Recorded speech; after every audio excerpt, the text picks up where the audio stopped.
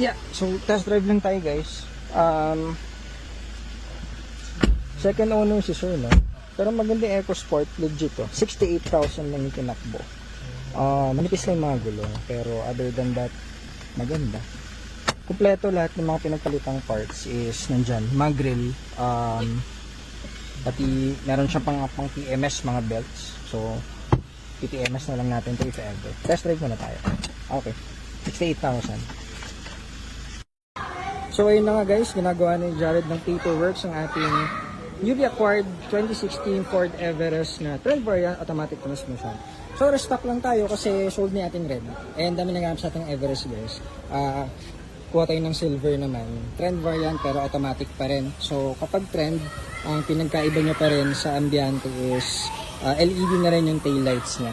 So same lang tong taillights niya sa titanium parehas. Kaya pogi pa rin. Tapos upgraded na rin yung mags niya to titanium. Yung hindi siya yung trend variant pang titanium na mags. Tapos the rest is stock. Tsaka nga low mileage. Tapos binigyan pa tayo niya ng mga freebie na mga oil belts, mga brake pads kasi alaga niya yung unit ko. Tapos in-upgrade na rin niya yung head unit. So head unit niya is upgraded na to Tesla type na touchscreen. Kompleto yan. Siyempre kasama na lahat yun kapag mga ganyan. Hindi natin tinatanggal yun guys. May reverse cam na rin. At bukod sa reverse cam, may mga sensors na rin yan. Reverse sensors na.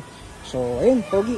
Abangan nito sa shop guys at available to soon ng ating 2016 Ford Everest na trend. So yun muna, good afternoon. Test drive na rin natin to pauwi kasi dito tayo sa Las Piñas sa may Cavite. So dadaan din tayo ng S-Lex tsaka Skyway. So matetest drive na rin natin to. Yun muna, salamat.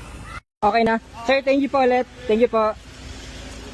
Okay, so yun guys, back to base na tayo. Yun, power seats. So school din pala to, kaya ang daming sasakyan. Dito daw nag-aaral yung anak ni sir.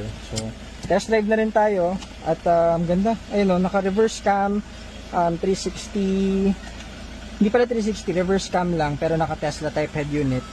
So ayun, back to base na tayo guys, abangan ito shop. Instant test drive agad, pauwi pa lang tayo sa shop. Kakakuha lang natin itong Everest. Ganda man ako guys, 100 kph. Sobrang smooth, sobrang suabe shifting, walang kahit anong tumutong sa ilalim. So syempre another good buy, pero check pa rin natin lahat, tapos PMS, lahat ng kailangan, SOP natin. So bonus na lang to, may Tesla type na head unit. And syempre dahil trend variant to, yung mga cruise control working lahat, volume dito at mga options dito sa dashboard. Tapos digital na rin dito yung left tsaka right, yung mga RPM niya at yung entertainment system. So napakaganda manakbo guys. Test drive na rin natin kasi ano ba to, MCX tapos S-Lex Skyway tayo daan pa uwi. Ayun muna at abangan nyo lang itong shop. Ganda na ito guys, 2016 Everest Titanium. Thank you.